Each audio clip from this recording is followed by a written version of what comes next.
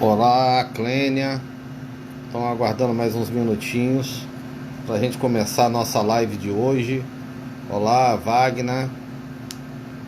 Hoje a nossa live é com a professora Carol Proner, da Universidade Federal do Rio de Janeiro.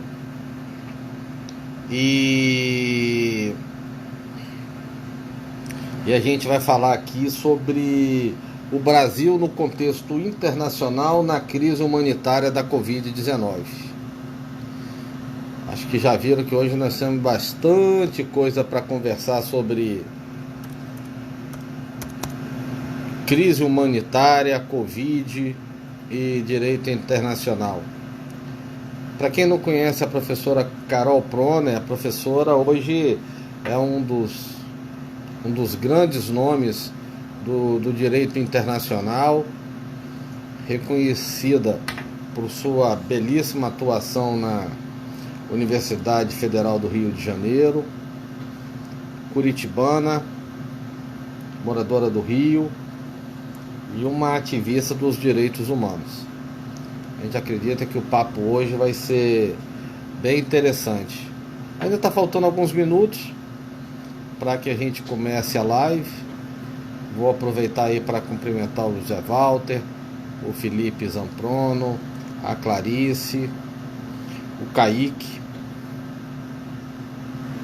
Esperando aí que mais um pouquinho que a professora Carol deve entrar. Alguns minutos atrás ela já falou comigo aqui, estava perguntando como é que entra. Então mais um pouquinho a gente já deve começar aqui.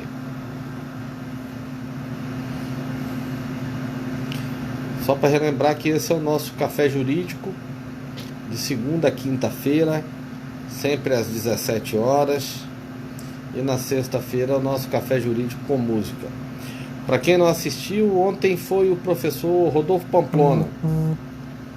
Foi uma live excelente. O professor Rodolfo estava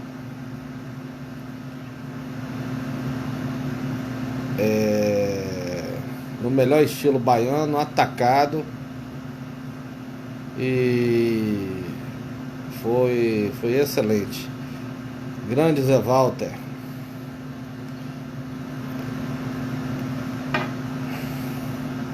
E vamos que vamos, mais alguns minutinhos a gente começa aqui. Boa tarde aí a Cleide, a Débora. Hoje o nosso convidado aqui na nossa live é a professora Carol Proner. E a gente vai falar sobre o Brasil no contexto internacional da crise humanitária da Covid-19. Só esperando mais uns minutinhos, que ela já deve estar entrando agora que está dando às 17 horas. Vou agradecer a participação de todos. Só para relembrar que a nossa live fica gravada sempre aí nos stories. Depois você pode conseguir assistir pelo site da OAB, pelo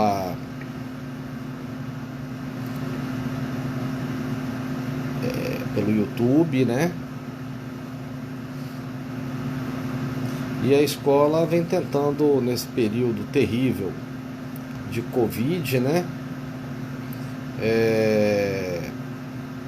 Passar aí esse momento em que todos têm que ficar em casa mesmo e tentando ajudar na preparação da advocacia. A gente está com um planejamento aí interessante. Acredito que no início do próximo mês a gente vai conseguir de novo trazer bastante novidade aí para a advocacia. Só esperar mais um pouquinho, tá dando 17 horas agora. Só esperando a professora Carol Proner entrar para a gente poder começar a nossa live de hoje.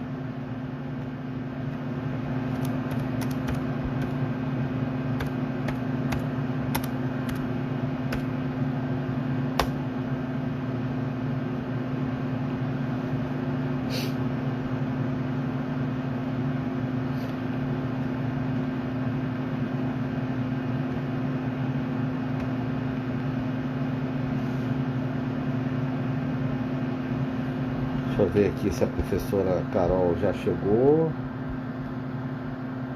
Não, a professora ainda não entrou não. Mais alguns minutinhos a gente já começa a nossa live de hoje. Dá uma boa tarde aí ao Arthur, a Paola. E esperando só mais um pouquinho aí para ver se a professora Carol Proner consegue achar o nosso Instagram. Eu vou até pedir ajuda a Paola, se a Paola puder falar com a Daniela, que a professora Carol não conseguiu entrar ainda.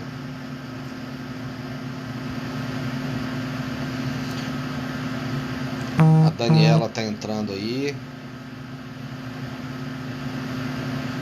Aguardando a professora Carol Proner. Mais alguns minutos a gente já começa o nosso debate de hoje.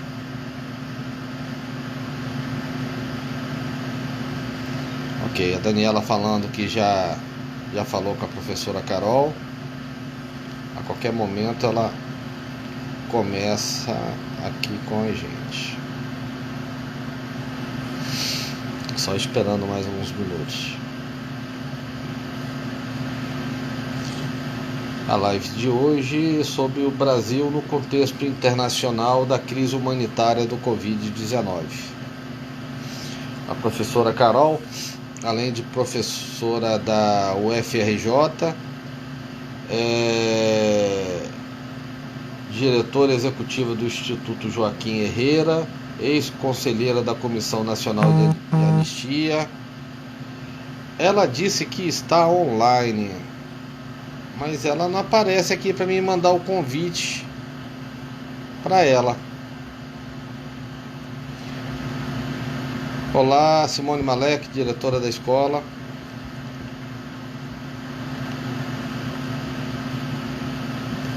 Dani, ela não aparece aqui ainda para mim.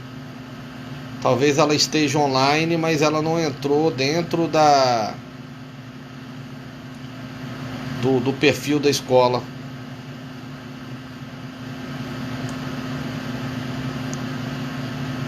Você passou para ela o endereço nosso da escola? Aproveitar aqui para cumprimentar nosso querido Alberto Nemer, coordenador das comissões, cumprimentar o AB Conquista e o nosso grande César Brito, ex-presidente da OAB Nacional, prestigiando a gente aí, cumprimentar a Fabiola Lima, o Eduardo Lacerda. Nós estamos só esperando um minutinho a professora Carol Proner entrar. Ela não aparece aqui ainda para mim para dar um oi não.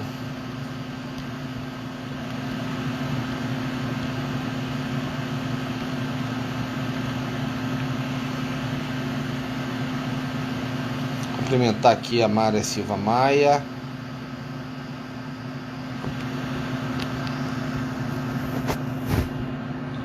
A Carol, que tá aí, que não é a Carol Proner, né? A Vanessa. Uma boa tarde aí a todos. Só aguardando mais uns minutinhos, que a professora Carol deve estar entrando aí agora para... Tá, ela já recebi aqui o comunicado da Daniela que ela está entrando.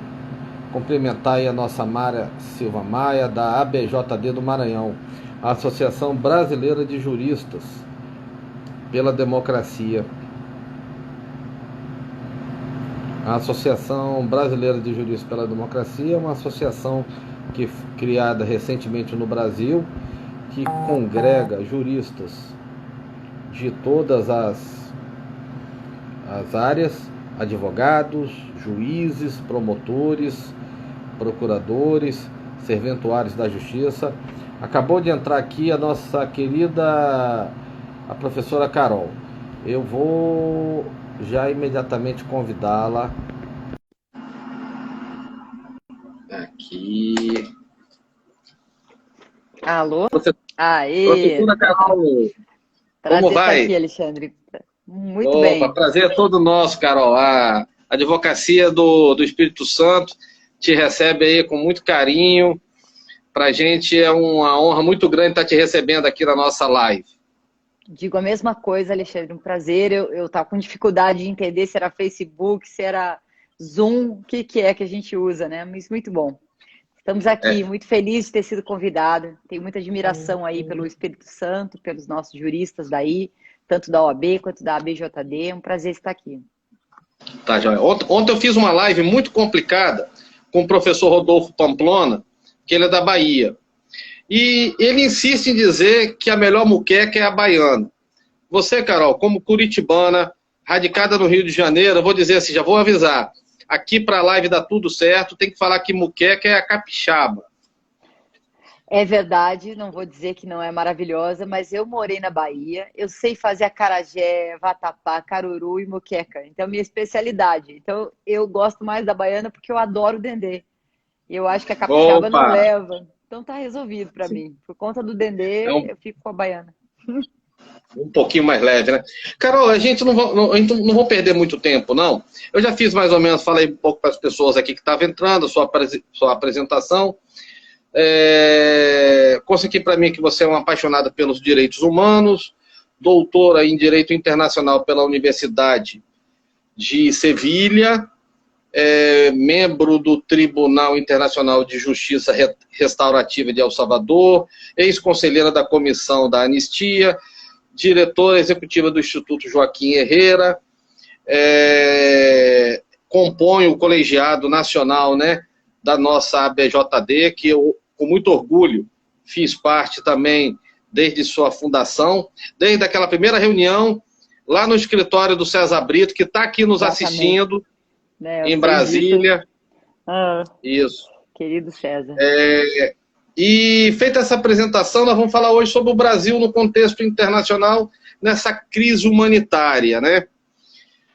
Carol, nós estamos vivendo um momento de total exceção, um momento excepcional, e que a situação tem se mostrado para a gente no plano internacional, cada dia que passa um pouco mais complicada, vendo manifestação de outros países que chegam a assustar, né? Alguns vizinhos fazendo algumas colocações sobre as medidas que estão sendo criticando as medidas adotadas aqui no país. Recentemente, o próprio presidente dos Estados Unidos aconselhando que os americanos deixem. O que é que você pode começar a traçar para a gente desse momento terrível que a gente está passando? Veja, Alexandre, essa questão internacional é pouco considerada nas análises políticas atuais, inclusive esse embate entre poderes e tudo isso. Hoje mesmo eu ouvi uma análise muito pertinente do André Singer e ele, ao final, fez menção à questão internacional, mas eu acho que é muito pouco considerada. Se nós olhamos o comportamento de Jair Bolsonaro, e tem até uma matéria da BBC muito completa, de quase 1 hora, mostrando como o discurso dele, como as palavras e as frases que ele oferece ao público, à mídia, elas são idênticas, muito parecidas com aquilo que profere o Trump nos Estados Unidos. Então, a mídia dele, o sistema de comunicação que ele usa aqui, copia, não se sabe se intencionalmente ou não, ou se por uma admiração, ou por uma aplicação de lá para cá, mas eu tenho a impressão que é um método pensado, racionalizado e de modelo mesmo de governo. Porque as frases são idênticas muitas vezes, são as mesmas, traduzidas, inclusive mal traduzidas às vezes ao português. A gente nota, portanto, um alinhamento completo de método de uma extrema-direita, né? Só que lá copia-se as palavras e os gestos, mas não se copiam as iniciativas de Estado. Nos Estados Unidos, existem problemas graves com relação à pandemia e à gestão da crise, mas existem testes, existem vacinas, existe tecnologia, existe dinheiro comprando equipamentos de prevenção e tratamento, existem respiradores. No Brasil, nós não temos nenhuma, né, de forma importante, nós não temos nenhuma dessas soluções que os Estados Unidos estão encontrando para contrapor a ideia de uma quarentena flexibilizada. Lá se flexibiliza por uma questão econômica de um lado, mas se protege e se prevê e fazem testes e fazem ações preventivas com muito maior efetividade e maior recurso. E aqui nós não temos isso. Então é por isso que as curvas, né, observadas no tempo histórico do Brasil, na evolução do coronavírus aqui no Brasil, vão mostrar que nós vamos logo, logo nos tornar, né, epicentro mundial, campeões mundiais da pior forma de gestão da crise, imitando um outro país. Então, nós estamos num alinhamento discursivo, nós estamos num alinhamento de agenda imperialista. Quando a gente nota, de 2016 para cá, 2017, já um alinhamento de agenda que rompe completamente com o que vínhamos fazendo no acúmulo dos 20 últimos anos, não só no governo Lula e Dilma, mas antes também com Fernando Henrique, nós percebemos que o Brasil abandona toda a racionalidade soberana de relações internacionais que havia antes e que resultou num país que tinha condições de se transformar numa potência, né? 50 anos em 5, aquela coisa toda. Nós abandonamos uma estrutura soberana de Mercosul, nós abandonamos a Unasul, nós abandonamos a CELAC, e esse ano já a CELAC. Nós mal participamos da OEA, sem nenhum protagonismo, né? Quase sempre somos demandados pelo Sistema Interamericano de Proteção de Direitos Humanos, cada vez mais, pelas piores razões possíveis. Abandonamos toda a estrutura de integração sul-americana, latino-americana e caribenha, tudo que havíamos construído de importante. No lugar, nós entramos num tal de ProSul, que é uma espécie de um fórum regional, que já estava ligado ao governo do Macri, ao governo do Piñera, ao governo do Duque na Colômbia. Então, e o Bolsonaro faz parte, mas nem nesse fórum internacional a gente participa direito. Se a gente olhar também, é muito importante, quase ninguém menciona isso, nós temos esse novo acordo de pesquisa, desenvolvimento, teste e avaliação que foi firmado pelo Bolsonaro numa recente visita aos Estados Unidos. É muito grave esse acordo. Pela primeira vez, é um acordo inédito, que alinha o Brasil aos interesses regionais dos Estados Unidos aqui, principalmente Venezuela, faz um acordo de cooperação técnica, esses acordos de pesquisa e de avaliação de terreno não precisam passar pelo Congresso Nacional. O acordo como um todo, sim, tem que passar, mas os acordos de cooperação não. Então, nós vamos permitindo agendas que não são nossas, hostilidades com a China, às vezes apenas superficiais, mas geram problemas diplomáticos, hostilidade com a Organização Mundial da Saúde no momento de pandemia, né? Hostilidades com a Venezuela, obviamente, por uma razão que é artificial ao Brasil. Nós não teríamos razão nenhuma para ter essa hostilidade com a Venezuela por N motivos. E vamos adotando agendas que não são nossas. Então, a situação do Brasil é de um governo que governa a partir de critérios alheios, estrangeiros, e nesse caso imperialistas, Estados Unidos, evidentemente, aqui no Brasil. Perdemos toda a dignidade soberana que construímos ao longo de anos e anos, nem na ditadura militar nós tínhamos tanto descrédito com a nossa própria soberania quanto agora.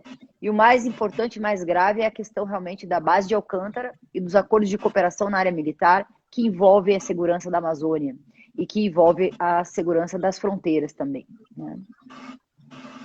Entendi. Agora, Carol, chama a atenção essa manifestação do governo dos Estados Unidos aconselhando os americanos a saírem daqui.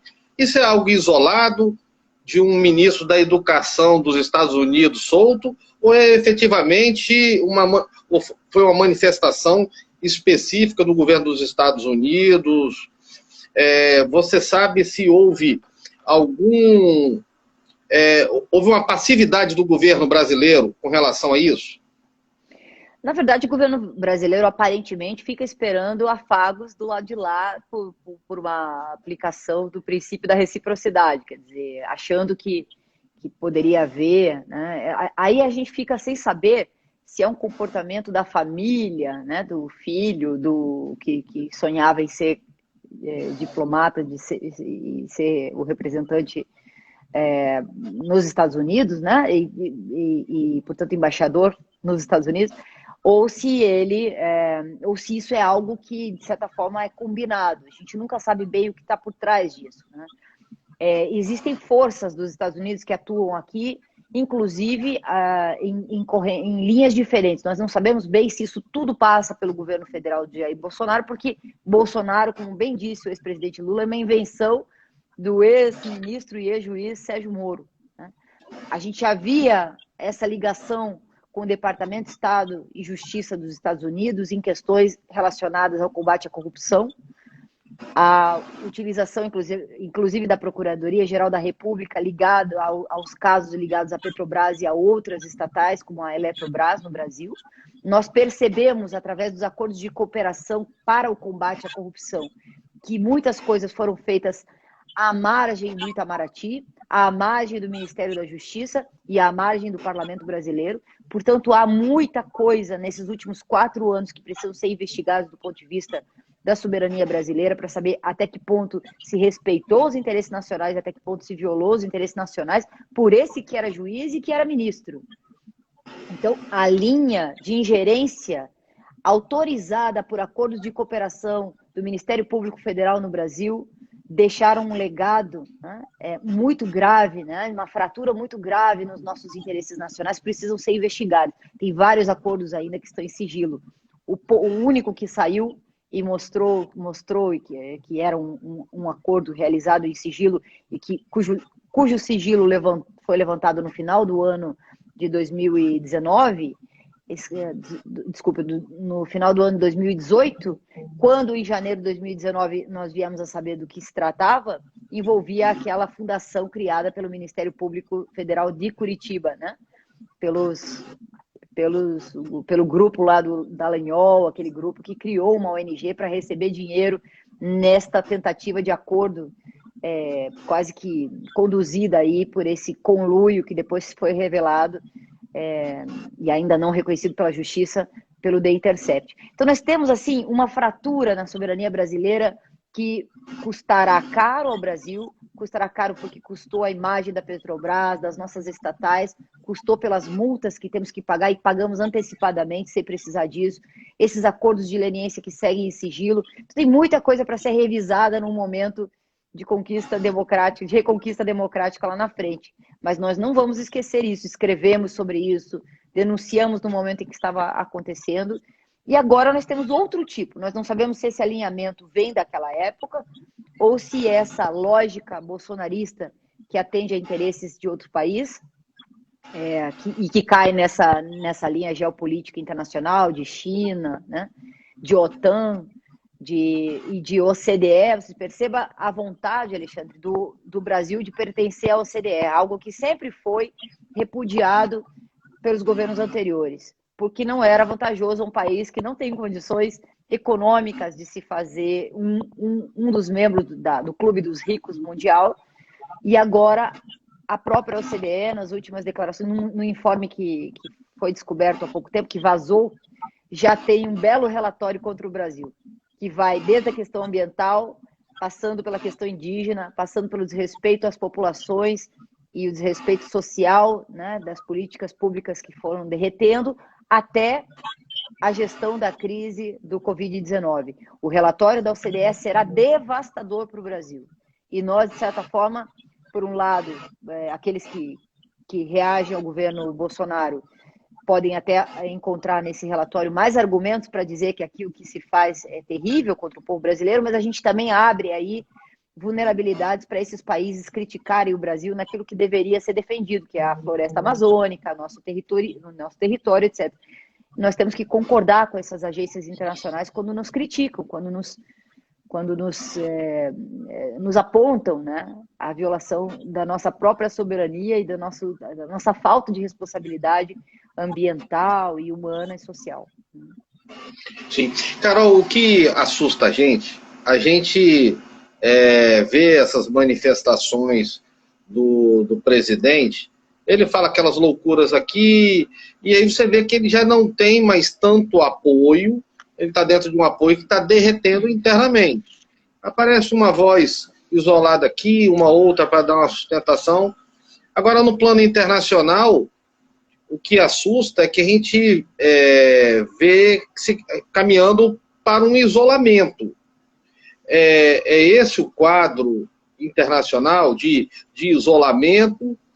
Ou existe alguma nação que ainda dá apoio a essas manifestações?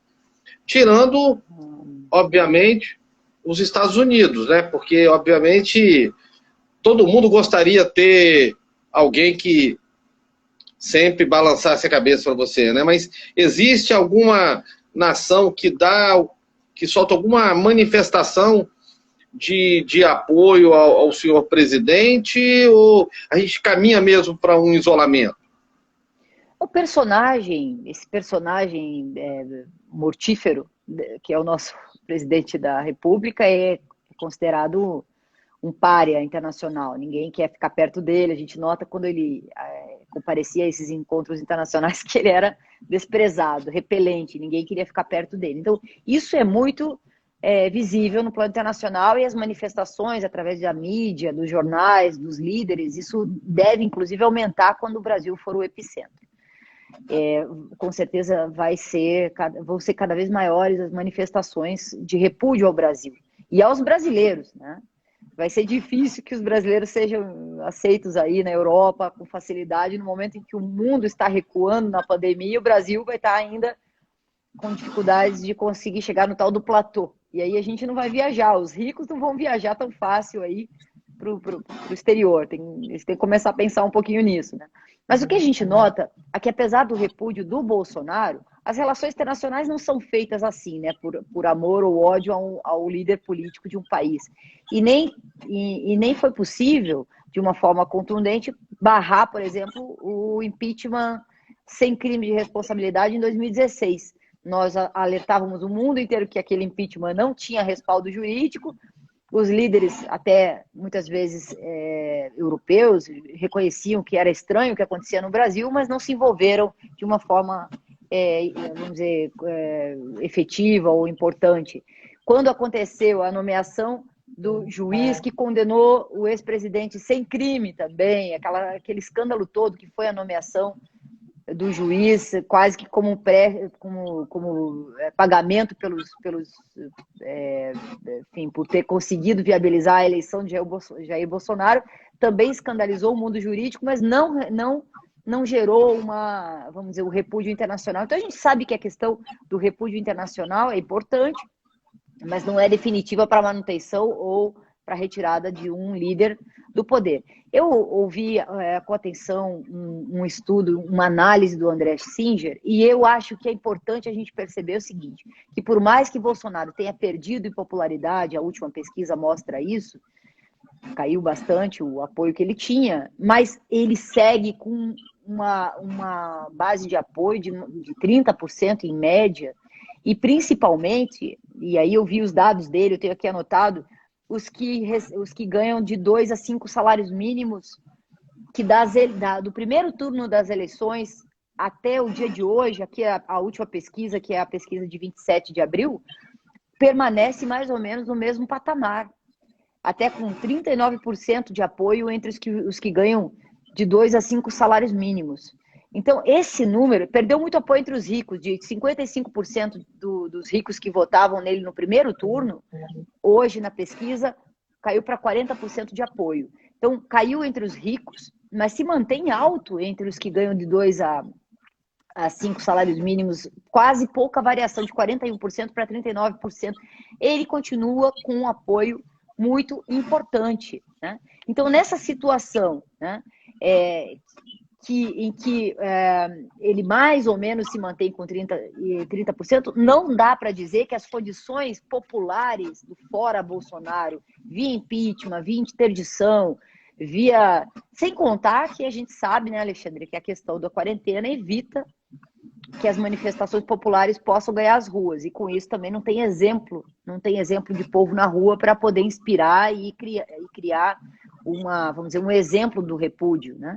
Então, há uma movimentação grande do fora Bolsonaro, os partidos que não se definiam nesse sentido vem tomando essa posição, mas é preciso que haja também uma forte mobilização, uma mobilização muito maior do que nós temos atualmente. E Bolsonaro não está parado. Essa aliança com o centro, com o centrão, essas concessões, né, de vantagens de um conjunto de deputados que faz qualquer negócio, né, e que está disposto a dar o apoio em troca de cargos, em troca de benefícios, emendas e recursos, etc. Então, é difícil, mas, por outro lado, nós podemos perceber que há uma movimentação de movimentos sociais, populares, de partidos de esquerda que antes estavam reticentes a embarcar nesse caminho, né, longo e penoso que é o processo de impeachment. Sim. A gente, Carol, a gente às vezes se assusta, às vezes com a banalização do discurso, né? Aqui no Espírito Santo nós temos um deputado que é o vice-líder dele no Congresso. E o deputado pegou a gente de surpresa essa semana com uma fala assustadora. O Espírito Santo tem um decreto, comércio fechado, o governador sofrendo todo tipo de pressão para se abrir o comércio, e aí ele tira a seguinte crítica, que o governo do Estado do Espírito Santo está errado em fazer o isolamento, que ele mesmo, ele tem muita experiência em isolamento, ele é da área rural, ele cansou de fazer isolamento de animais, de gado, então ele poderia ajudar muito mais o Estado do Espírito Santo nesse isolamento sanitário, que ele cansou de fazer isolamento de gado. Foi isso, está gravado. Então, assim, me parece que vai se juntando ali em volta uma série de pessoas. E o que mais me assusta, e estou falando isso porque nós estamos aqui numa escola de advogados, é o menosprezo às regras jurídicas, ao direito que está fixado aí. Então, se ignora tudo. E aí eu fico pensando como é que é visto isso lá fora, onde um presidente da República, de forma clara, interfere na Polícia Federal, já tem prova, o próprio ministro dele, da Justiça, fala isso, e simplesmente, com esse desrespeito todo, aí me assusta como é que fica, como você já tinha colocado, a nossa visão aí fora. E aí eu queria até só que você fizesse se você pode fazer uma análise para a gente, como é que está isso tudo aí próximo nos nossos vizinhos, Argentina, Uruguai. O maior exemplo e melhor exemplo de antítese do que vivemos aqui é a Argentina, né? O Alberto Fernandes recém-eleito, quer dizer, eleito e cumprindo o primeiro ano de mandato como presidente, vindo do kirchnerismo, vindo também, né, vamos dizer, com muitas dúvidas a respeito de como seria o mandato dele na Argentina, vem com uma popularidade alta depois de aplicar regras estritas e rigorosas de isolamento social com resultados. Quer dizer, a população foi isolada desde um primeiro momento, quase que preventivo o movimento dele, e foi considerado um movimento acertado, no sentido de que ele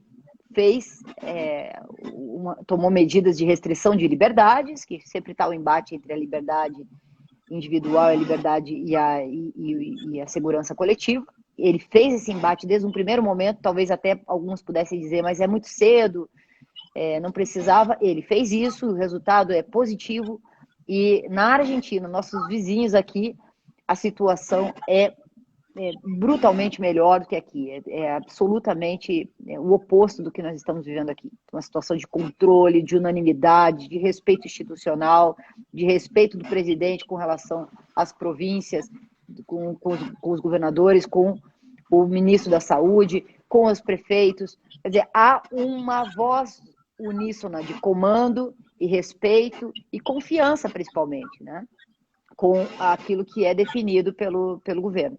No Brasil é o contrário, nós temos um presidente, temos governadores, cada governador, pela autonomia que recebeu, também age de uma determinada maneira. Porque também não é verdade que nós temos um presidente que age de uma forma e todos os governadores agem de outra forma. E prefeitos também, né?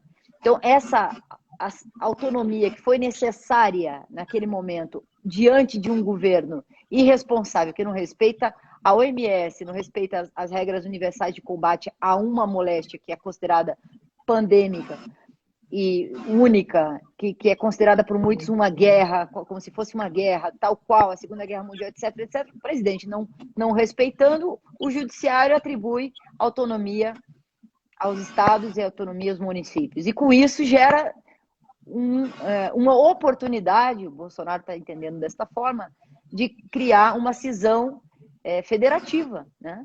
Então, essa questão aí dos profissionais da área da beleza, como eles falam, né? A questão dos cabeleireiros, o pessoal da manicures e as pessoas do salão de beleza, até das barbearias, como ele disse, etc., tem um problema grave aí, porque esse pessoal agora tem todo um jogo de cena da essencialidade desses trabalhos, que ele lida muito bem com isso, porque é um setor que ele atinge do ponto de vista da popularidade também, e retira, né, é isso que eu ouvi falar, se não confirmei a informação, mas que ele teria retirado esse pessoal do direito de receber os R$600. Ou se esse pessoal desses setores não recebe os R$600, vai cobrar de quem?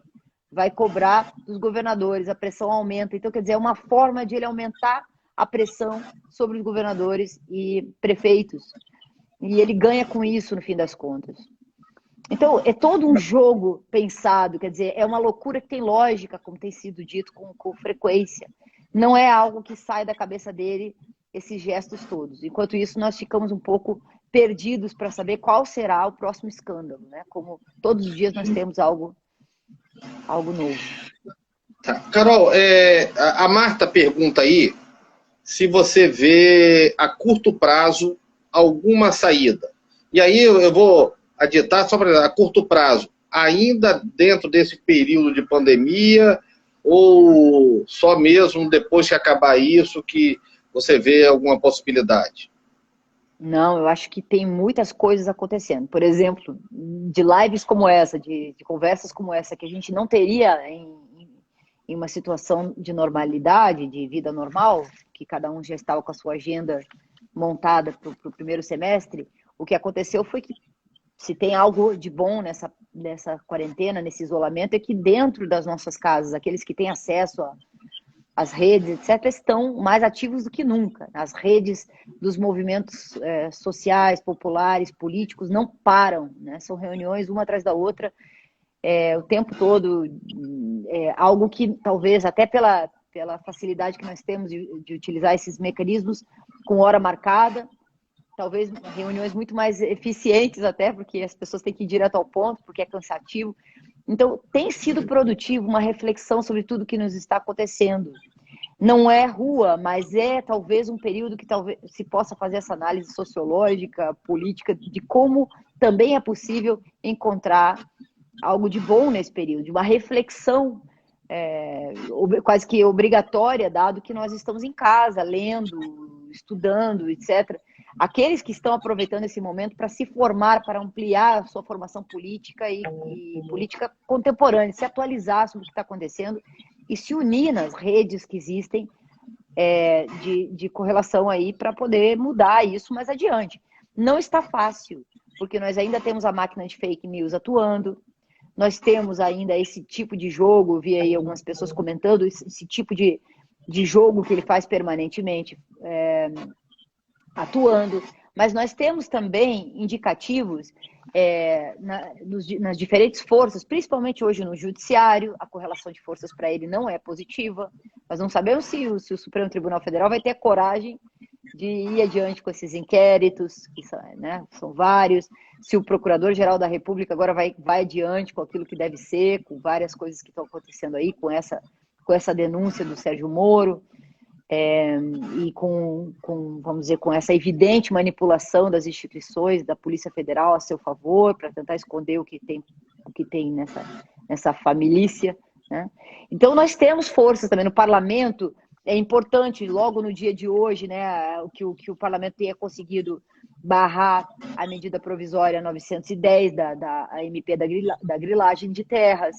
É importantíssimo também. Tem a questão dos quilombolas em Alcântara hoje também, que é uma data comemorativa ou rememorativa importante, que é a questão dos quilombolas não serem remanejados do seu território. O judiciário está atuando, os movimentos sociais estão ativos. Essa compreensão, quando perguntam no impeachment, o impeachment não é apenas um processo que acontece a partir da admissibilidade, é também um acúmulo de compreensão. O fora Bolsonaro já é um acúmulo de compreensão. Agora, o impeachment também é um acúmulo de compreensão de que ele tenha que sair, mas não de qualquer jeito, não resolve apenas a saída dele. Então, toda uma reflexão do movimento sindical, do movimento camponês, dos movimentos de luta na cidade, né, dos movimentos estudantis, do movimento educacional, da luta pela educação. Tudo isso refletir se a saída do Bolsonaro em si resolve a questão da tutela militar, se a chegada de Mourão resolve a questão neoliberal, se vamos dizer, se foi justa a eleição de 2018, dado que os fake news atuaram, o financiamento obscuro de campanha atuou daquela forma para prevalecer esse candidato e não outros, se o processo judicial contra Lula foi justo. Nós temos aí a necessidade de que o Supremo atue e se manifeste na questão da parcialidade do juiz, mais parcial que jamais existiu nesse país, um juiz que atuou de forma criminosa contra o candidato popular de 2018. Tudo isso está em questão. Tudo isso está em questão para que a gente... não é só um impeachment, é a qualificação desse impeachment, é a compreensão política de um processo do fora Bolsonaro. Pode ser que o fora Bolsonaro tenha que ser fora Bolsonaro e fora Mourão, que, aliás, seria a saída democrática. Se nós teremos acúmulo para isso e força para poder fazer isso, é um outro problema, né? É um outro problema. Mas já há um amadurecimento. Por exemplo, a direita brasileira, a centro-direita brasileira, quer o fora Bolsonaro, mas talvez queria um Bolsonaro mais calado, menos escandaloso, menos mal vestido, eles não gostam, menos, sabe, menos um Bolsonaro mais bem trajado, assim, já estaria bom para a direita, né? Não precisaria sair, né? Mais educado, segundo ele, segundo o padrão da direita, não precisaria sair, mais controlado, né? Mais calado, talvez um Mourão pudesse representar isso que a direita precisa ou quer até as eleições, mas nós estamos brincando com coisas muito sérias, né? Cada novo fim de semana, cada fim de semana nós temos ameaças ao Estado Democrático de Direito, nós temos ameaça a um autogolpe, né? Isso já é bastante, assim, muita gente já fala nisso, né? Muitos analistas e cientistas políticos, muita gente está avaliando que ele tem dado passo nesse sentido. Então não é algo, a sociedade deveria refletir sobre os riscos da continuidade do Bolsonaro no poder e dessa tutela militar que nunca foi tão grande. Sim. A gente, na realidade, Carol, eu acho que talvez seja um momento oportuno. Aqui é uma escola de advogados, a gente trabalha com o mundo dos juristas. É muito bem-vindo todos aqueles que estão nos assistindo que não são da área jurídica, mas chegou a hora também de a gente chamar a responsabilidade todos aqueles que têm formação jurídica para uma análise fiel do que está previsto em lei. Porque a gente menospreza a Constituição, menospreza a lei por uma conversa de botequim. Eu costumo falei nesses dias numa live, acho que foi com o professor Bezerra Leite, que participou aqui com a gente. Antigamente tinha um ditado que de médico e louco todo mundo tinha um pouco. Hoje de médico, advogado e louco.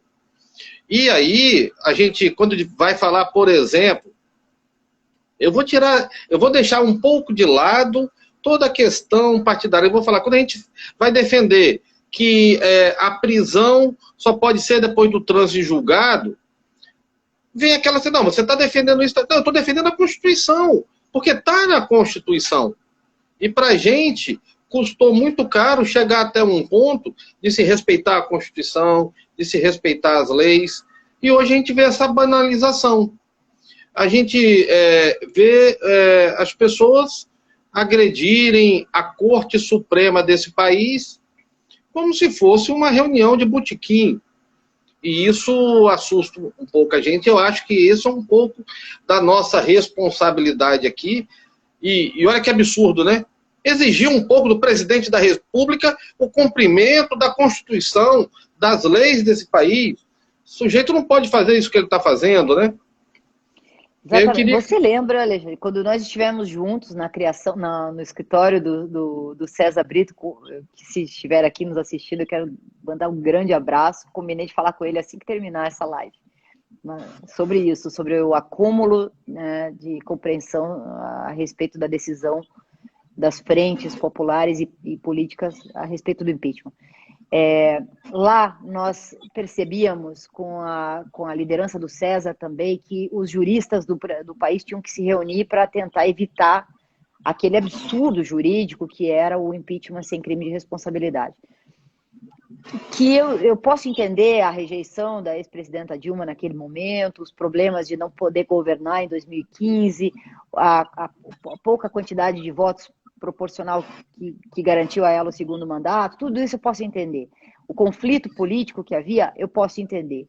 Mas que juristas de peso, de inteligência, racionalidade, capacidade, professores de universidade pública, titulares, direito constitucional, tenham apoiado essa farsa,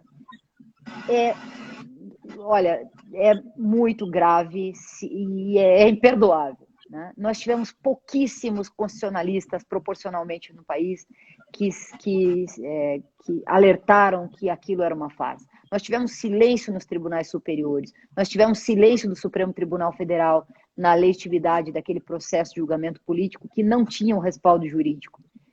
Teria que ter esperado, teriam que ter dado outras formas, né, de protesto político, mas não a retirada indevida, inconstitucional de uma presidenta eleita democraticamente, porque ali se desrespeitou todo um projeto político que ganhou as urnas. E nos 180 dias de afastamento já começaram a alterar o projeto político, econômico e social do país. Então ali a traição aconteceu tanto no processo do impeachment, quanto nas reformas que aconteciam ainda durante o afastamento dela, sequer ainda no momento vamos dizer, do julgamento político final que foi no Senado. Então, nós temos agora que olhar para trás, sim, porque junto com aquele processo de impeachment já vinha a criminalização via julgamento político, jurídico político, via lawfare. Essa expressão ela não é por acaso, a gente teve que aprender o que era o tal do lawfare, né? A junção do lawful warfare, que é o uso do direito como arma para atingir objetivos, mas não objetivos somente políticos, objetivos jurídicos militares. Tem um componente geopolítico na questão do lawfare que aconteceu em toda a América Latina. Não adianta achar que a gente fala de lawfare e fala só de Brasil. O Brasil é o modelo mais completo, mas nós tivemos a tentativa disso na Argentina, conseguiram até certo ponto incriminar a Cristina Kirchner, que inclusive não foi candidata também por isso. Não foi, finalmente ela abriu mão da sua candidatura e, em parte, esse componente da judicialização da política na Argentina contou para a decisão dela. O Rafael Correa, com uma sentença agora que praticamente proscreve o futuro político dele e do partido, e outros mais de 20 condenados no mesmo sentido, com sentenças absurdas, né? Lá no Equador nós temos uma agressividade muito grande do lawfare ainda durante a pandemia. Quer dizer, a pandemia só agravou ainda mais o processo de judicialização política na América Latina. Nós temos isso no Chile, no Peru, nós temos isso na Bolívia da pior forma possível, com uma ruptura, retirada e ameaça de morte do candidato, do presidente da República, do vice-presidente, de todos os ministros, que alguns estavam presos até pouco tempo nas embaixadas dentro do país. Então, é grave, é uma ofensiva regional que tem tudo a ver com os planos regionais dos Estados Unidos aqui. E Sérgio Moro, não por acaso, é recebido lá no Departamento de Estado de Justiça dos Estados Unidos, viaja com frequência para lá, dizem que ele é um agente, e não é difícil de imaginar que ele possa sim ter sido usado para atingir esses objetivos aqui no Brasil. Então, é muito grave o que a gente está vivendo, e a responsabilidade para o jurista é reconhecer que o seu papel é isso que você falou, defender a Constituição e defender as garantias, as prerrogativas. Eu vi advogados flexibilizando no discurso as prerrogativas de advogados, que foram flexibilizadas durante a Lava Jato, e agora que eles se dão conta que, uma vez flexibilizadas tais garantias, todas as outras também estão em risco. A OAB, inclusive, é preciso reconhecer a importância e o papel do Felipe Santa Cruz nesse resgate da OAB como uma entidade que defende as garantias. Que defende as garantias e a Constituição, as garantias jurídicas e as prerrogativas, né? Felipe Santa Cruz tem sido muito firme, merece o nosso reconhecimento. Se havia alguma dúvida sobre a gestão dele, ele tem feito um bom trabalho. Nesse aspecto, pelo menos, tem resgatado a dignidade da advocacia. Então, é importante isso, nosso papel. E por isso nasceu a ABJD, naquele momento. E também os conselhos de ordem seccionais e também o Conselho Federal tem tido atitudes importantes para barrar um pouco esse assédio contra o Estado Democrático e o direito de modo generalizado na nossa área, né? Bacana. Carol, nós já extrapolamos o nosso limite aqui, a conversa vai sendo boa, vai. Nós já extrapolamos o nosso limite. Eu gostaria que você fizesse uma consideração final e depois vou te agradecer mais uma vez para a gente poder encerrar, que na última conversa eu estiquei tanto que no final o próprio caiu pelo próprio Instagram. Mas queria que você fizesse isso. Eu achei isso, agradecer essa oportunidade de falar com vocês e dizer que nós temos aí um desafio pela frente, que é ajudar, né, a partir das nossas armas jurídicas, que nada mais são que as próprias garantias e a Constituição, a explicar, né, essas armadilhas e essas farsas jurídicas que estão também nessa falsa polarização, de um lado Bolsonaro, de um lado Sérgio Moro. Nós temos no meio, entre os dois, né, uma Constituição, essa sim que deve ser respeitada. E essa falsa polarização de ilegalidades, né, entre os dois, né, de arbítrio entre os dois, no uso do poder judiciário, no uso do poder executivo, né, e do uso do poder legislativo também. Vamos recuperar a legalidade no uso dos poderes, né, e ter à mão a Constituição, que é a nossa maior arma nesse momento. Sim. Carol, só estão me pedindo aqui, o Eduardo falou, que você assuma o compromisso de, passando isso tudo, visitar a gente aqui na escola e a gente fazer um curso presencial. Compromisso assumido. Quero muito. Quero comer uma moqueca capixaba. Talvez eu leve um potinho de dendê e coloque em cima na hora. Opa! Eu vou te agradecer muito, Carol. E até está nos assistindo ainda o César, né, o César Brito. E esse momento todo que a gente vive, sempre me vem à cabeça uma frase que o César coloca, que infelizmente nós estamos vivendo um momento de máscaras caídas, né? A maioria dessas pessoas nunca foram daquele jeito que elas falavam. Eles simplesmente sempre foram isso, né? Misóginos, perseguidores. E agora todo mundo se sente à vontade para deixar suas máscaras caírem e se mostrar verdadeiramente como são. Mas acho que os juristas, os homens de bens, têm que... não é tempo de silêncios, né? E vou encerrando aqui, te agradecendo mais uma vez aí toda a sua disponibilidade, o carinho com a gente aqui do Espírito Santo, da Escola Superior de Advocacia. Passou por aqui, já viu o nosso presidente Zé Carlos Risque Filho, presidente aqui da Ordem dos Advogados do Espírito Santo, e te agradecer muito. Eu que agradeço, mas quando saírem, usem máscara. Sim. As máscaras. Um abraço, Carol. Tchau, um grande abraço, querido. Tchau. Até logo, tudo de bom.